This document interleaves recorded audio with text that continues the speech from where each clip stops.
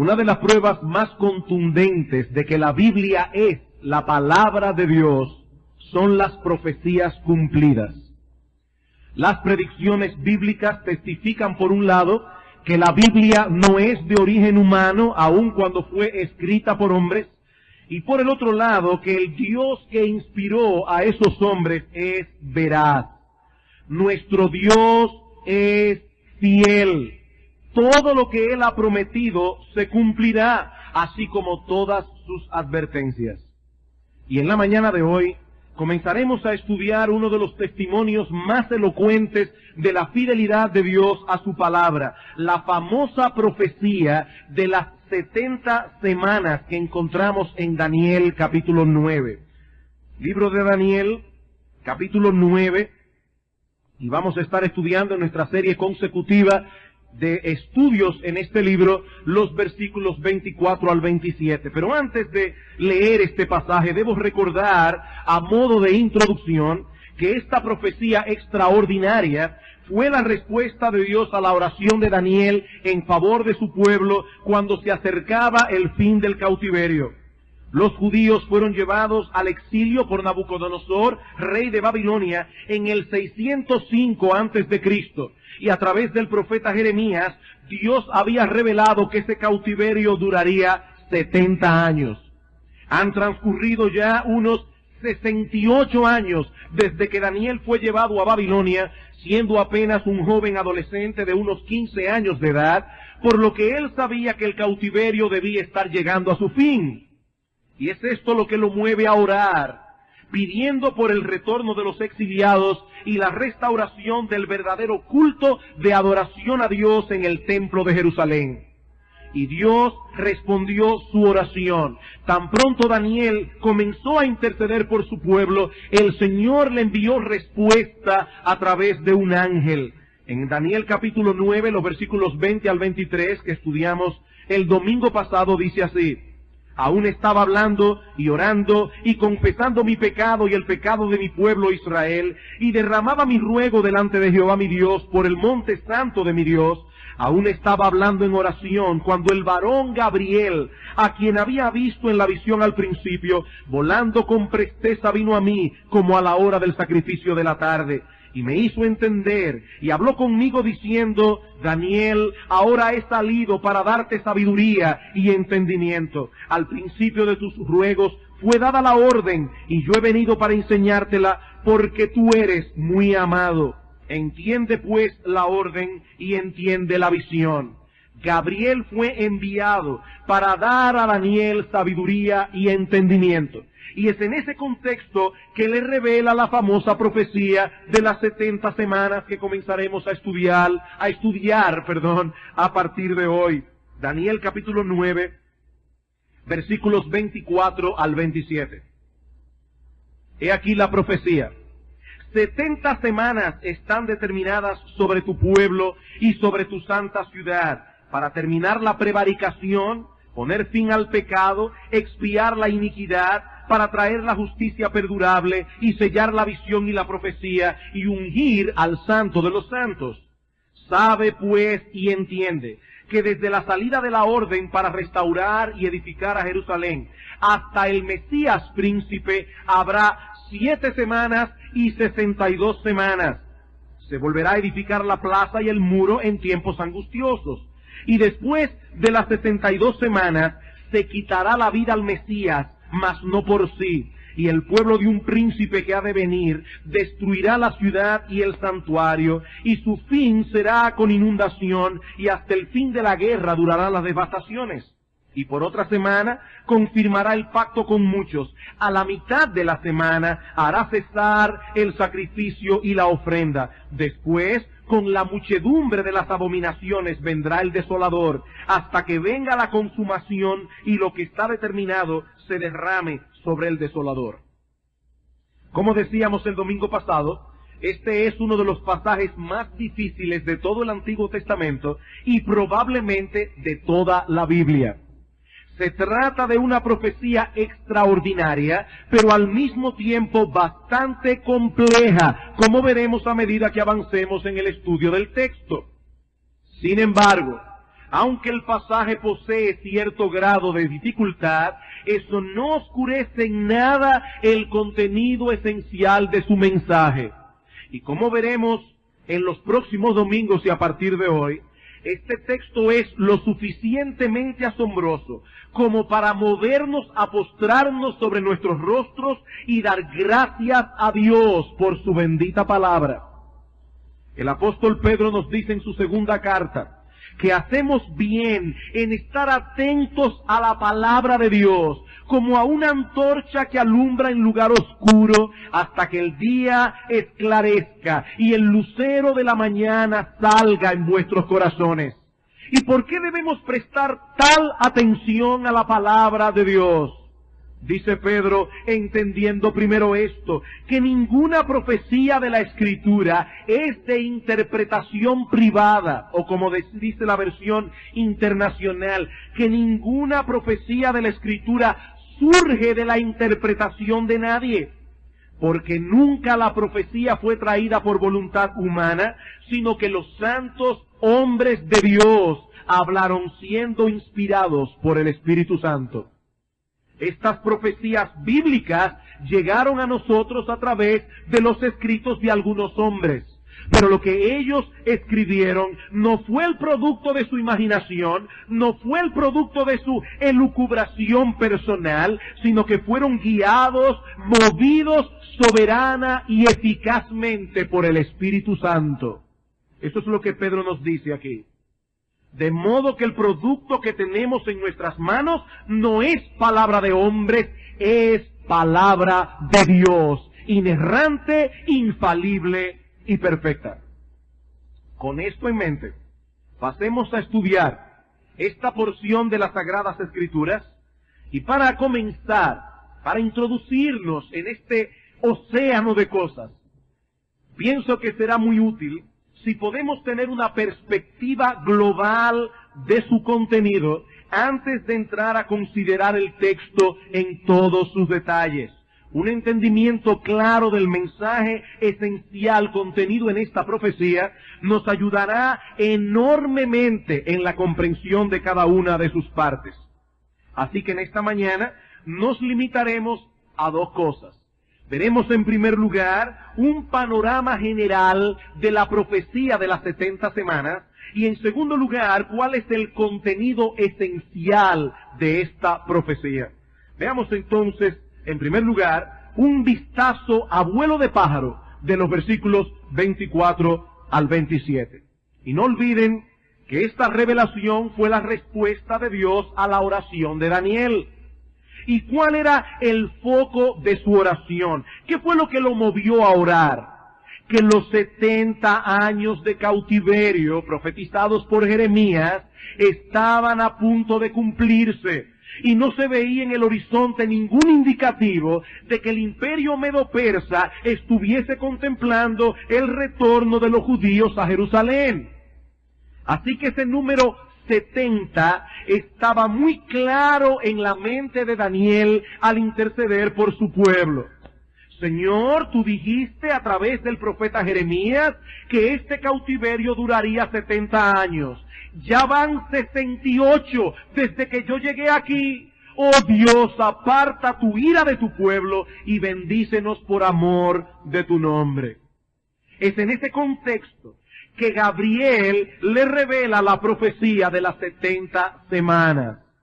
Daniel, estás preocupado por lo que habrá de ocurrir con Israel, ahora que los 70 años de cautiverio están por cumplirse. Pero Dios me ha enviado a ti para revelarte lo que acontecerá con tu pueblo en un periodo mucho más extenso. Y ahí entra en el versículo 24 cuando dice, 70 semanas están determinadas sobre tu pueblo y sobre tu santa ciudad. La palabra que Reina Valera traduce como semana aquí es el plural del hebreo shabua, que significa una unidad o período de 7. Y puede referirse tanto a 7 días como a 7 años.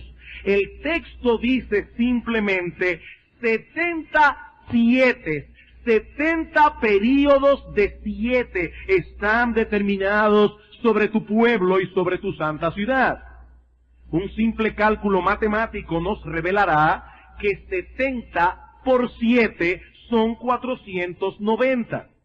Lo que debemos determinar ahora es 490 que están determinados sobre el pueblo de Israel. 490 días o 490 años. Por el contexto es obvio que el ángel no puede estar hablando de 490 días, por todas las cosas que ocurrirían, según el ángel, en ese periodo de tiempo profético. Hasta donde yo sé, ningún comentarista serio de la palabra de Dios, sin importar a la escuela de interpretación a la que pertenezca, cree que Gabriel está hablando aquí de días. Así que debemos concluir, hermanos, que el ángel se refiere a 70 unidades de 7 años, es decir, 490 años.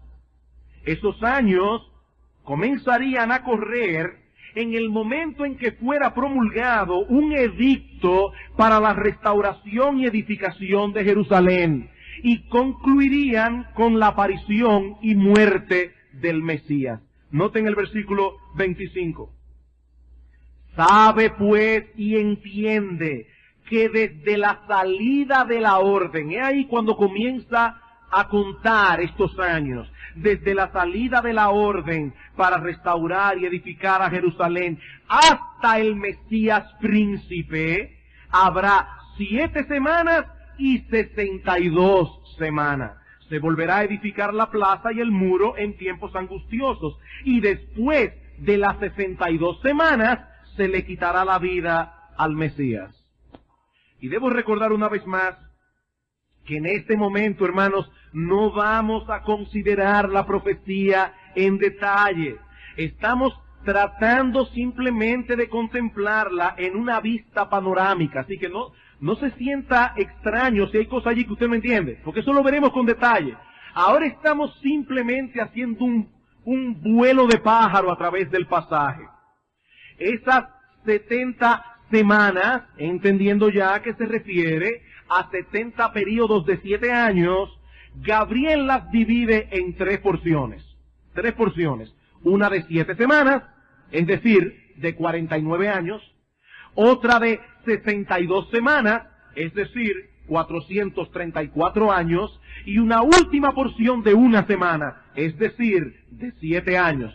Todas juntas suman 490 años. Ahora, la razón por la que el ángel divide las 70 semanas en 3 porciones de tiempo no es para complicarnos más la vida. Es porque cada una de esas porciones constituye un período específico en la historia de Israel, con características particulares. En los primeros 49 años, Jerusalén sería restaurada y reedificada. Y como veremos, si el Señor lo permite, el próximo domingo, esta profecía se cumplió plenamente en la época de Esdras y Nehemías. Luego viene un largo período de 434 años, las otras 62 semanas, que son los años que mediaron entre el último profeta del Antiguo Testamento, Malaquías, y la aparición del Señor Jesucristo en el Nuevo Testamento. Sumando entonces los 49 años del primer periodo y los 434 del segundo periodo, lo que Gabriel está revelando aquí es tan simple como esto: que 483 años después de la emisión de la orden para restaurar y edificar a Jerusalén, el Mesías príncipe, por tanto tiempo esperado, iba a hacer su aparición en el escenario de Israel. Eso es lo que Gabriel está revelando aquí. Que exactamente 483 años después de ese edicto en que se permitió que los judíos regresaran a su tierra y edificaran a Jerusalén, exactamente 483 años después, el Mesías haría su aparición en el escenario de Israel.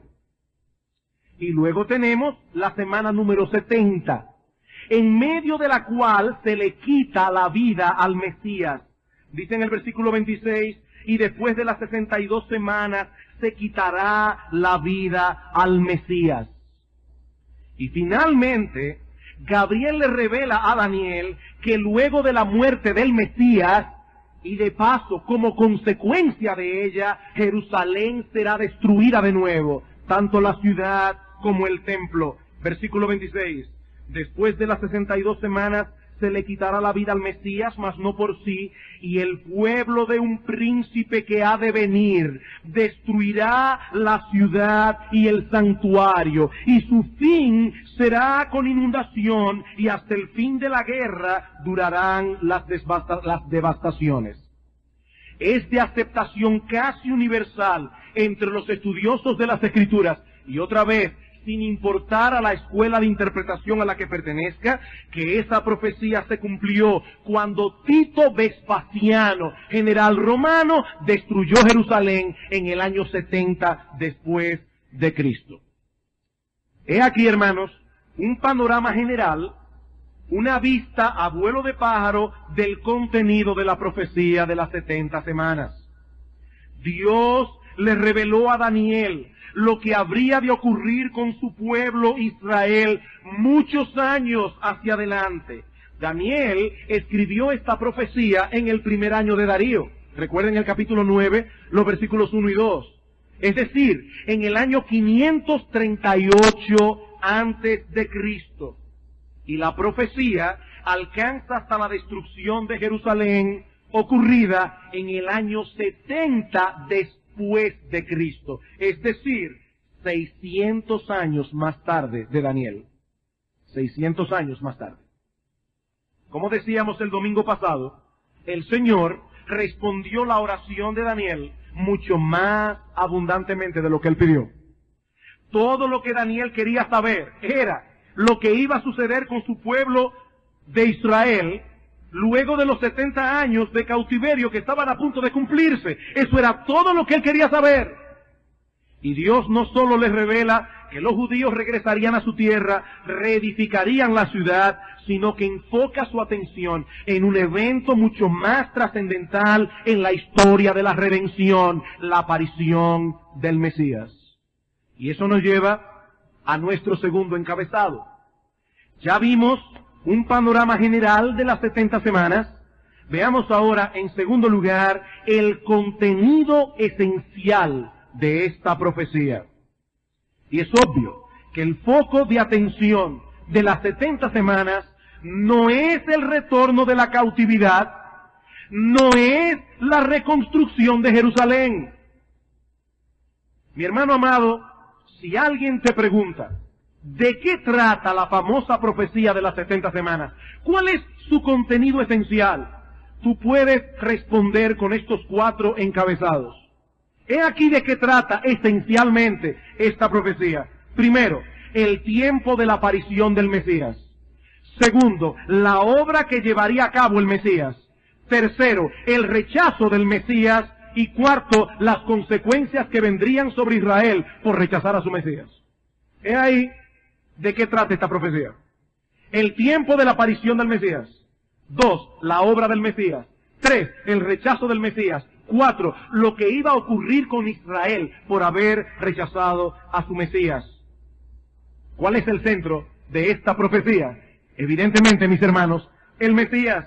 Versículo 25. Sabe pues y entiende que desde la salida de la orden para restaurar y edificar a Jerusalén hasta el Mesías, príncipe, habrá tantas semanas. Versículo 26. Y después de las 62 semanas se le quitará la vida al Mesías. Versículo 27. Y por otra semana, el Mesías, que es el sujeto de la oración, confirmará el pacto con muchos, y a la mitad de la semana hará cesar el sacrificio y la ofrenda. Y me adelanto a decir que lo que el autor aquí está diciendo es simplemente esto. ¿Cuánto es la mitad de una semana de años? 3 años y medio. Lo que él está diciendo simplemente es que 3 años y medio después de que Cristo se presentara públicamente como el Mesías en el escenario de Israel, se le iba a quitar la vida y con su muerte cesarían los sacrificios y la ofrenda. Exactamente a los 3 años y medio de haber iniciado su ministerio, Jesucristo murió en una cruz y con su muerte cesaron los sacrificios y la ofrenda. ¿Cuál es el centro de la profecía? No es el retorno de la cautividad. El foco de atención del texto es el Mesías. La palabra hebrea Mesías significa simplemente el ungido. El ungido. Y es el equivalente a la palabra griega Cristo. Cuando nosotros leemos en el Nuevo Testamento el nombre Cristo, es simplemente una traducción griega de la palabra hebrea Mesías. Jesús es el Cristo, el Mesías, el ungido. ¿Y por qué se le llama el ungido al Señor? Bueno, en el Antiguo Testamento, cuando un rey o un profeta o un sacerdote era colocado en su oficio, oficialmente, valga la redundancia, este rey, este profeta, este sacerdote era ungido con aceite. Y muy probablemente era una forma simbólica de expresar la unción del Espíritu Santo sobre esta persona. Así que en el Antiguo Testamento hubo muchos ungidos. Pero cuando en el Antiguo Testamento se profetizaba acerca del Mesías, no se estaba hablando de un ungido más. Se estaba hablando del ungido. Se estaba hablando de aquel que de una vez por todas poseería en sí mismo los 3 oficios. Él sería rey, él sería profeta y él sería sacerdote. Este Mesías prometido era el centro, el foco de atención de las profecías del Antiguo Testamento. Por eso es que tanto Cristo como los apóstoles se empeñaron en su predicación, en hacerle ver a los judíos que lo que estaba ocurriendo delante de sus ojos era exactamente lo que Dios había profetizado en el Antiguo Testamento que ocurriría. Y quiero llevarlo solamente a 2 pasajes del Nuevo Testamento, brevemente. Lucas, capítulo 24. Evangelio de Lucas, capítulo 24.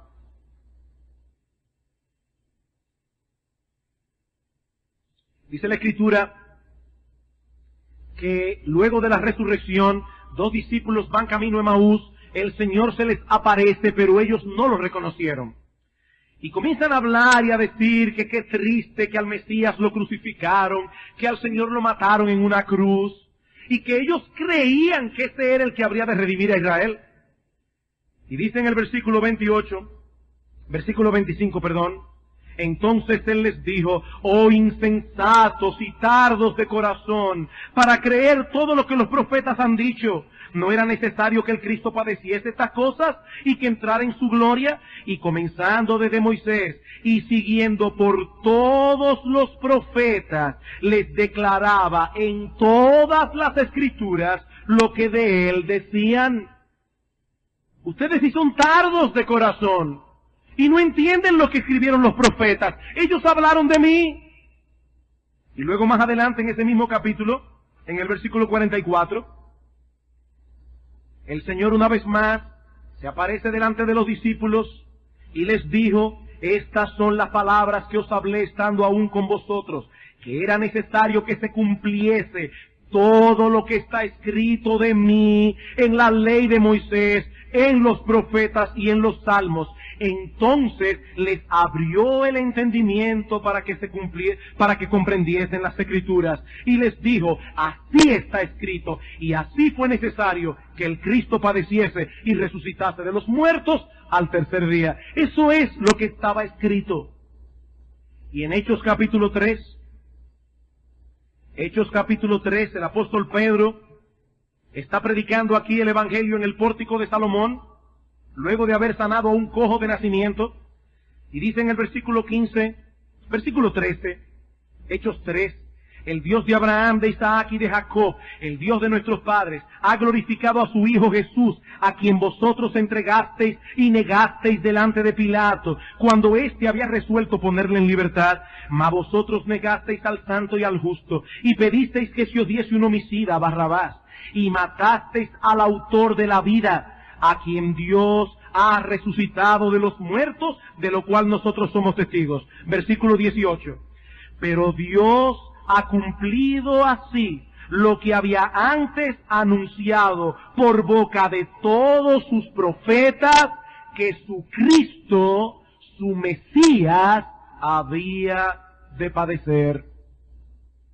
Hermanos y amigos que están aquí en esta mañana, Cristo el Mesías es el centro de las profecías del Antiguo Testamento.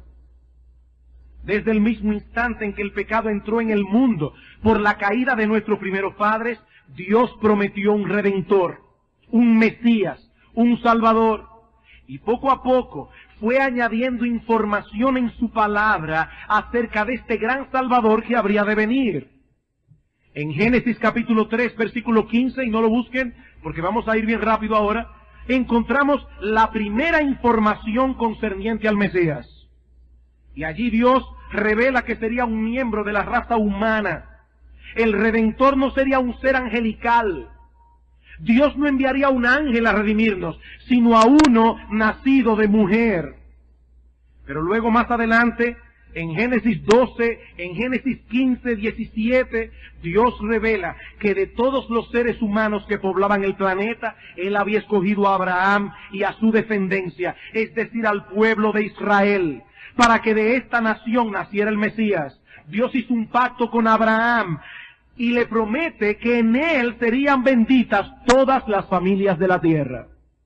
Más adelante vemos que Abraham tuvo dos hijos, Ismael e Isaac, y Dios seleccionó a Isaac. Isaac tuvo dos hijos, Esaú y Jacob, y Dios escogió a Jacob. Jacob tuvo 12 hijos, y de ellos Dios seleccionó a Judá, y de la tribu de Judá a la familia de Isaí, y de la familia de Isaí y sus hijos escogió a David, a quien Dios le revela en 2 de Samuel capítulo 7 versículos 12 y 13, que de su descendencia saldría ese rey por tanto tiempo esperado. ¿Notan ustedes cómo las profecías se van haciendo cada vez más específicas? Sería un hombre, sería judío, de la tribu de Judá, de la familia de Isaí, de los hijos de David. Y así llegamos al profeta Isaías, en el siglo 8 antes de Cristo. En el capítulo 7, versículo 14, Isaías anuncia una profecía sorprendente, que el Mesías nacería de una mujer virgen, y que sería llamado Emanuel, Dios con nosotros. Y luego en el capítulo 9, los versículos 6 al 7, Isaías ratifica que el Mesías nacería como todos los niños nacen, pero al mismo tiempo nos dice que se trata de un ser humano que no es común y corriente. Porque un niño nos es nacido, hijo nos es dado, el principado sobre su hombro, y llamará su nombre Admirable Consejero, Padre Eterno, Dios Fuerte, Príncipe de Paz. Ese niño, que es dado como niño, pero que al mismo tiempo es el preexistente Hijo de Dios, sería llamado Consejero, Admirable, Padre Eterno, Dios Fuerte, Príncipe de Paz. Ese niño, que es dado como niño, pero que al mismo tiempo es el preexistente Hijo de Dios, sería llamado Consejero, Admirable, Padre Eterno, Dios Fuerte, Príncipe de Paz. Y más adelante en el capítulo 53, Isaías escribiría una de las profecías más extraordinarias del Antiguo Testamento, por todos los detalles que revela de la obra redentora del Mesías y sus resultados. Isaías capítulo 53, y les ruego que vayan conmigo a este pasaje de la palabra de Dios. Isaías 53.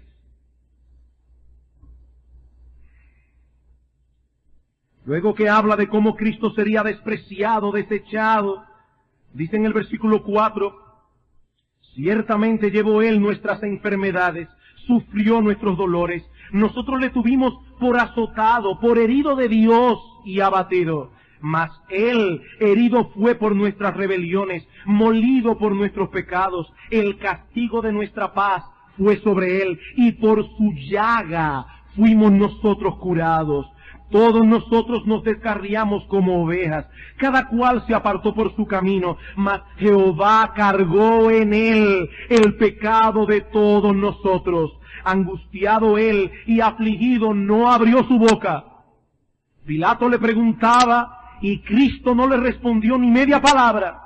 Como cordero fue llevado al matadero y como oveja delante de sus trasquiladores enmudeció y no abrió su boca.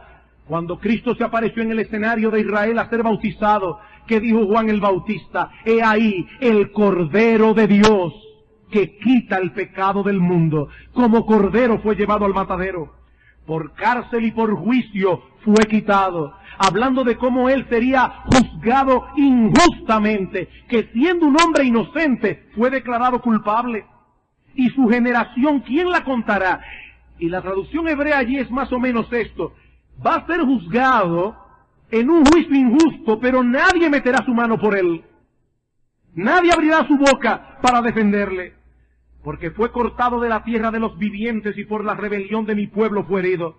Y se dispuso con los impíos su sepultura. Fue crucificado entre dos ladrones, entre dos impíos, mas con los ricos fue en su muerte, porque José de Arimatea le cedió su tumba. Aunque nunca hizo maldad, ni hubo engaño en su boca. Con todo eso Jehová quiso quebrantarlo, sujetándole a padecimiento. Cuando haya puesto su vida en expiación por el pecado, verá linaje, vivirá por largos días, y la voluntad de Jehová será en su mano prosperada. Él morirá como un criminal, pero él verá linaje. Muchos se convertirán por él, muchos le seguirán. Él verá el fruto de la aflicción de su alma. Él no morirá en vano. Él verá el fruto de la aflicción de su alma y quedará satisfecho. Por su conocimiento justificará mi siervo justo a muchos. Por conocerle a él serán justificados y llevará las iniquidades de ellos. Por tanto yo le daré parte con los grandes, con los fuertes repartirá despojos. Por cuanto derramó su vida hasta la muerte, fue contado con los pecadores, habiendo él llevado el pecado de muchos y orado por los transgresores. ¿Qué iba diciendo Cristo en todo el camino de la crucifixión? Padre, perdónalos, ellos no saben lo que hacen. Perdónalos, Padre. Él estaba orando por los transgresores. Y así hay muchos más detalles que no podemos mencionar por causa del tiempo, pero que fueron profetizados en el Antiguo Testamento. Solo voy a añadir uno más, y es la profecía que encontramos en Miqueas, capítulo 5, versículo 2, donde el Señor revela que el Mesías nacería en una pequeña aldea llamada Belén. Miqueas, capítulo 5.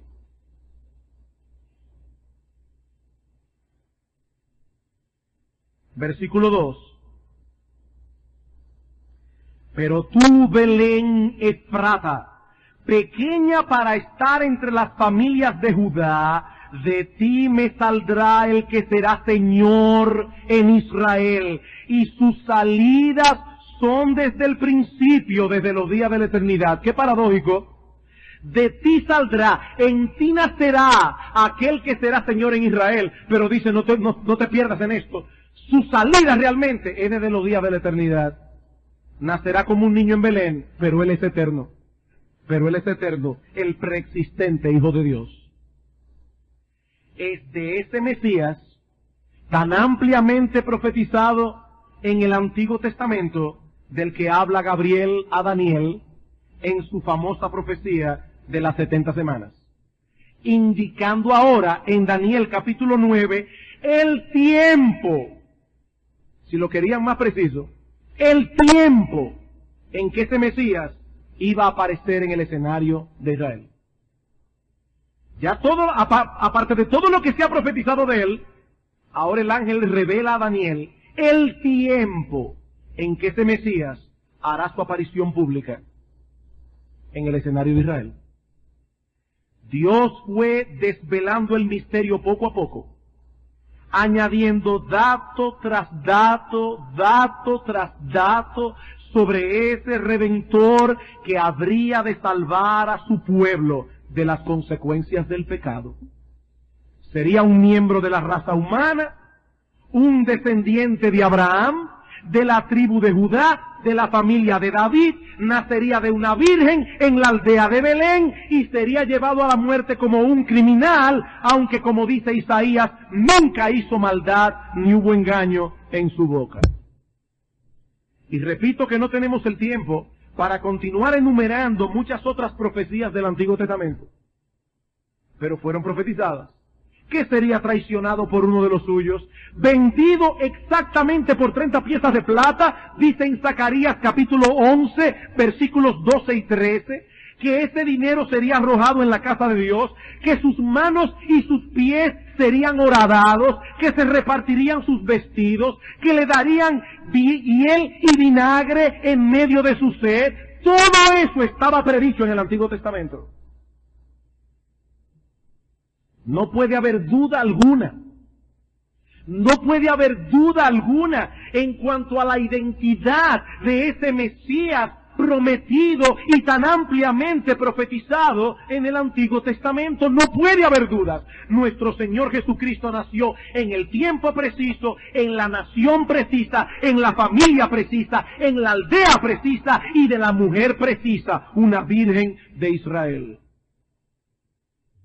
Como el Mesías profetizado, fue traicionado por uno de los suyos, vendido por 30 piezas de plata y llevado a la muerte por crucifixión luego de un juicio injusto.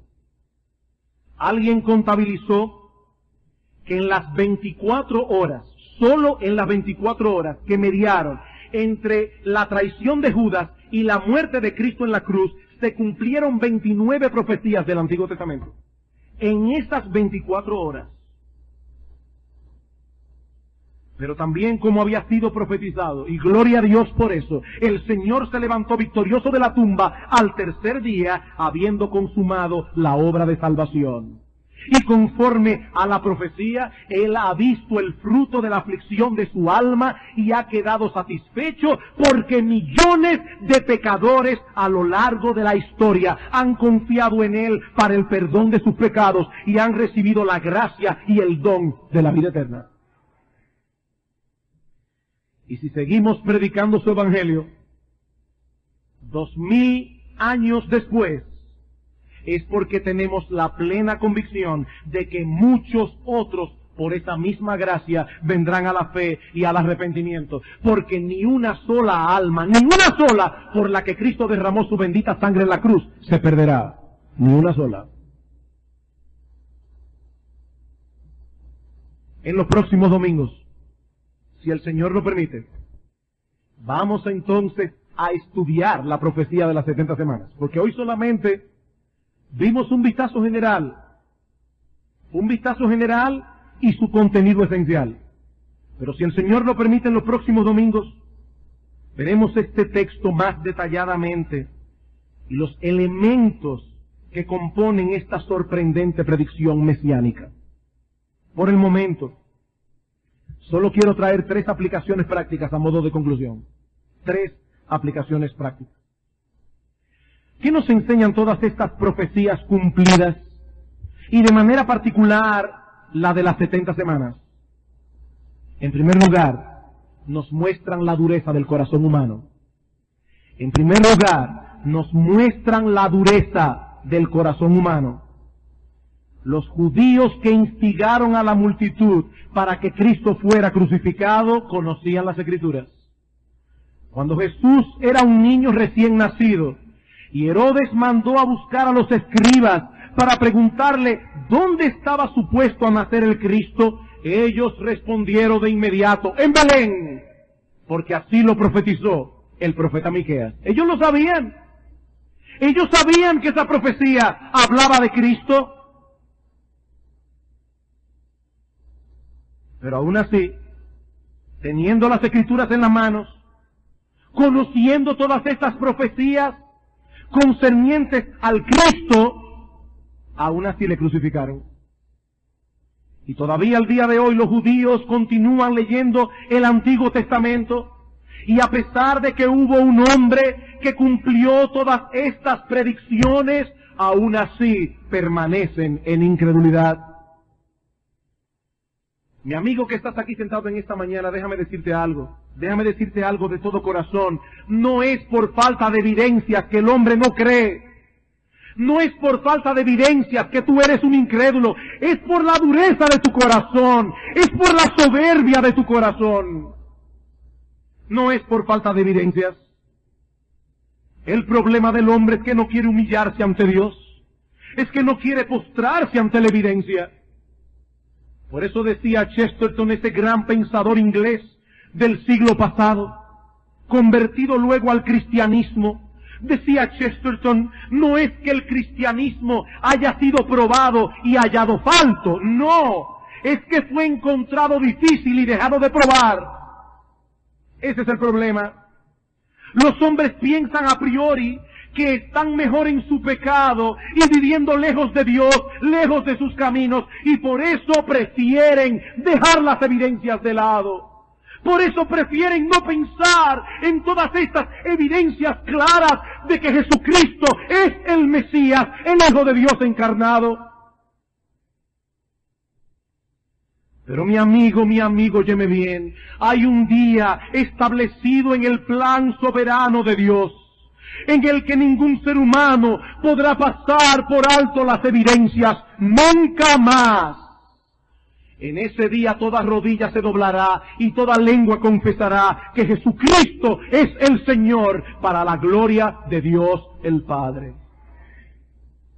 Toda rodilla, toda lengua, incluyendo la tuya, toda rodilla se doblará. Tristemente, para algunos será demasiado tarde. Y eso nos lleva a nuestra segunda aplicación práctica. Y es que las profecías bíblicas dejan al incrédulo sin excusa. Las profecías bíblicas dejan al incrédulo sin excusa. Amigo mío, Dios se encargó de anunciar de antemano todas estas cosas, en parte para que sepamos que Él es un Dios fiel y que la Biblia es su palabra. No es el Corán, no es el Bhagavad Gita, no es el libro de Bahá'u'lláh, es la palabra de Dios, la Biblia. Y el Señor Jesucristo dijo en una ocasión que ni una jota, ni una tilde pasará de la ley hasta que todo se haya cumplido. Ni una jota, ni una tilde. Y en otro lugar añadió, el cielo y la tierra pasarán, pero mis palabras nunca pasarán. Ni una sola de la palabra de Dios caerá en tierra sin cumplimiento, porque nuestro Dios es fiel. En el día del juicio, mi amigo, no tendrás excusa. No tendrás excusa delante de Dios. Porque Él nos dejó un libro que lleva claramente las marcas de su autoría. Dios es el autor de la Biblia. En tercer lugar, y finalmente, las profecías bíblicas nos muestran cuál es el verdadero problema del hombre y su única solución. Las profecías bíblicas nos muestran cuál es el verdadero problema del hombre y su única solución. ¿Quién es el centro de las profecías bíblicas? Nuestro Señor Jesucristo. ¿Y qué anunciaban las profecías acerca de Él? Que siendo el Hijo preexistente de Dios, habría de nacer como todos los hombres nacen y moriría en una cruz por los pecados de su pueblo. Por los pecados de su pueblo. Noten una vez más, Daniel, capítulo 9, versículo 24. 70 semanas están determinadas sobre tu pueblo y sobre tu santa ciudad. ¿Para qué? Para terminar la prevaricación, para poner fin al pecado y expiar la iniquidad. Eso fue lo que Cristo vino a hacer. expiar el pecado. Cristo vino a salvar a pecadores del pecado, de las consecuencias del pecado. Él no vino al mundo para que los que creen en Él sean ricos. Él no vino al mundo para que los que crean en Él sean saludables. Porque el problema principal del hombre no es la falta de dinero. Porque el problema principal del hombre no es la falta de salud. El problema principal del hombre es que ha pecado contra su Creador y necesita reconciliarse con Él. Lo que hace al hombre desgraciado no es la falta de dinero, no es la falta de salud, es su pecado y su separación de Dios, que es la fuente de todo bien. Y eso fue lo que Cristo vino a solucionar. Eso fue en otra cosa lo que Cristo vino a solucionar. En Él encontramos el perdón de todos nuestros pecados y la reconciliación con Dios. Eso es lo que el Antiguo Testamento profetiza, eso es lo que el Evangelio en el Nuevo Testamento anuncia como algo que ya se cumplió, que en Él hay salvación. Salvación, mi amigo, gratuita. Salvación para todo aquel que cree. Ven a Cristo, mi amigo, en esta misma hora. Porque así como Dios cumplió todo lo que anunció sobre el Mesías en el Antiguo Testamento, así cumplirá todo lo que Él promete para aquellos que se arrepienten de sus pecados y confían en Él y solo en Él para la salvación de sus almas. Quiero dejar en vuestras mentes una teoría. Y admito que es solo una teoría. Y más aún, que no es una teoría original. Pero permítanme dejarles en vuestras mentes una teoría. Yo me pregunto, ¿es posible que habiendo sido Daniel un funcionario de mucha importancia en el imperio medo-persa, una copia de su libro haya sido preservada allí? ¿Es posible? Y es posible que muchos años más tarde, cerca del año 0 de nuestra era, un grupo de eruditos persas haya leído la profecía de Daniel capítulo 9 y haya comprendido que el Mesías estaba a punto de nacer, y que viendo la aparición de una extraña estrella en el cielo, hayan ido hasta Judea en caravana para adorar a ese rey, a ese niño recién nacido. ¿Es posible? Sí, es posible. Pero haya sido así o no, algo es cierto. La fe de esos sabios de Oriente que menciona el Evangelio de Mateo condenará a muchos que, teniendo más información que la que ellos tenían, aún hoy rehúsan postrarse ante el Señor Jesucristo y adorarle como Rey. La fe de esos sabios condenará a muchos. Quiera Dios que muchos en esta mañana les rindan hoy al Mesías un tributo de adoración, viniendo a Él en arrepentimiento y fe, confiando únicamente en Él para el perdón de sus pecados y la reconciliación con Dios. Quiera Dios. Vamos a orar. Padre bueno, ¿qué más nos resta que decir gracias por tu palabra, Señor?